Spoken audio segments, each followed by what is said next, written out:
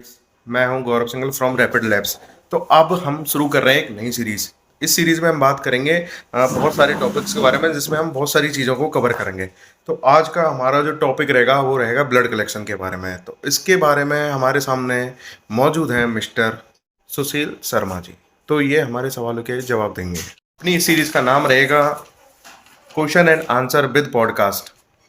यही है, ठीक है, हम इतने क्रिएटिव नहीं है।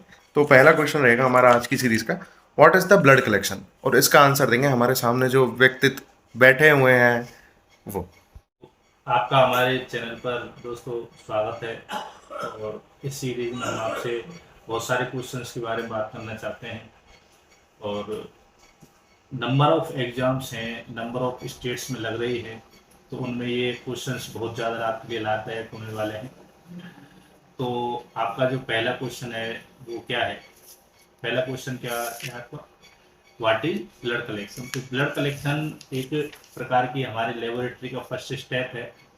और यहाँ पर हमको क्या करना है कि अगर हम लेबोरेटरी में कोई भी टेस्ट करना है तो उसके लिए हमको पीस ऑफ अमाउंट यानी लिटिल पीस ऑफ अमाउंट जो हमको लेना है बॉडी से, वो या तो फ्लूइड हो सकता है या फिर सॉलिड पार्टिकल्स हो सकता है।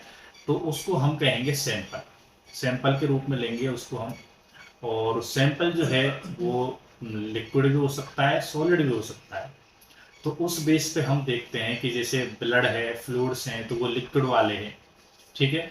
और सॉलिड वाले हों, जैसे मान के चलो अगर ऑपरेशन के बाद में, जैसे ऑटोप्सी के बाद में जो हम हिस्टोपैथोलॉजिकल वर्क करते हैं वो सॉलिड सैंपल्स होते हैं। तो उनका नाम क्या क्या होता है वो अलग ही, उनके बारे में भी डिस्कस करेंगे। तो उनको लेने की जो प्रक्रिया है उसको हम सैंपल कलेक्शन कहेंगे। अगर हम ब्लड ले रहे हैं तो इसको कहेंगे ब्लड कलेक्शन। क्यों? कि for the diagnosis of any disease, तो इसको हम कहने वाले हैं ब्लड कलेक्शन। तो blood collection is a method for the diagnosis of any disease to collect blood. ठीक।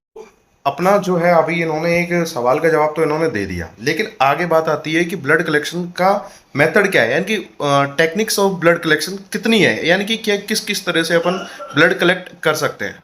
तो गौरव जी, ब्लड कलेक्शन के जो मेथड्स होते हैं वो बेसिकली अगर हम चर्चा करते हैं तो दो मेथड्स की बात करते हैं। और उसमें एक पहला मेथड ये होता है वेनी पंक्चर मेथड, और दूसरा मेथड होता है आर्टीरियल ब्लड कलेक्शन मेथड। तो अब ये हम दो प्रकार से करते हैं।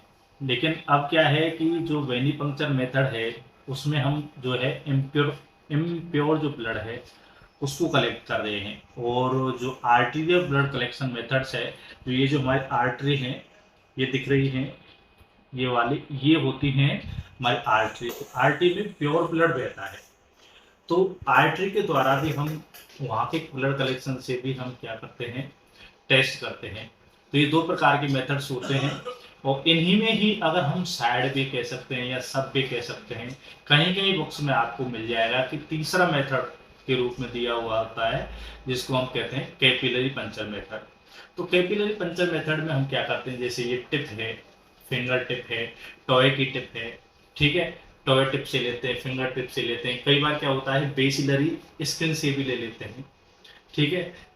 या फिर जो पैर की जो उंगलियां हैं वहां से ले लेते हैं, सॉफ्ट टिश्यू से ले लेते हैं। तो जहां पर वेन नहीं है, वेन से नहीं ले रहे हैं, आर्टरी से नहीं ले रहे हैं, बेसिकली कहाँ से ले रहे हैं, स्किन से ले रहे हैं। तो उस मेथड को हम कहेंगे कैपिलरी पंचर मेथड। तो मेथड तो दो ही होते हैं, एक तो वेन वाला और एक आर्टरी वाला, लेकिन उसका एक सब डिवीजन कह सकते हैं। अगर आपके ऑप्शन में अगर तीन मेथड हो तो तीन लगा देना इस बेस पर, ठीक है। अगला क्वेश्चन। तो अभी आपने हमें जवाब दिया कि ब्लड कलेक्शन की टेक्निक्स क्या क्या हैं। तो अभी एक सवाल आता है कि what is the vein puncture और what is the capillary collection method. तो इन दोनों में बेसिकली अंतर क्या है अपना, ये और बताइए, हमारे व्यूअर्स को ये भी समझाइए। ये थोड़ा सा वेनी पंक्चर्स में क्या है, हम वेन से ले रहे हैं ब्लड।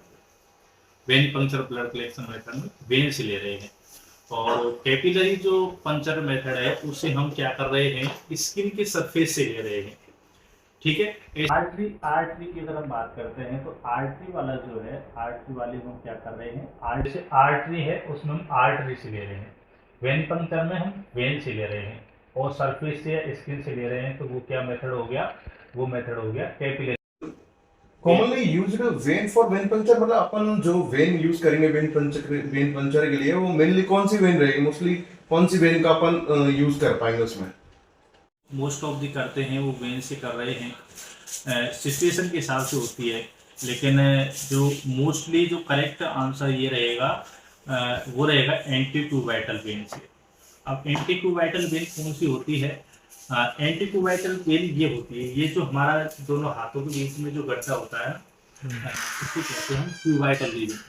ठीक है, और क्यूबाइटल रीजन के जस्ट सामने क्यूबाइटल रीजन हम देख सकते हैं। क्यूबाइटल रीजन जैसे ये है, तो यहाँ पर आप देखते हैं ना, तो ये जो गड्ढा है इसको हम कहेंगे क्या? क्यूबाइटल। ठीक है, और इस क्यूबाइटल के जस्ट अपोजिट वेन जाती है, ये सभी के जाती है, और ये थोड़ा सा इधर हो सकती है, इधर हो सकती है, या बीच में मतलब इस गड्ढे के यहाँ से ही होकर के जाने वाली है वेन, कन्फर्म है। तो ये जो वेन है इसको हम कहेंगे एंटी ट्यूबाइटल वेन। क्या कहेंगे इसको? Antecubital vein. Antecubital vein. तो मोस्ट ऑफ दी जो मोस्टली क्या है, इससे ब्लड कलेक्ट करते हैं, लेकिन ध्यान रखिए यहाँ पर एक वेन और जाती है।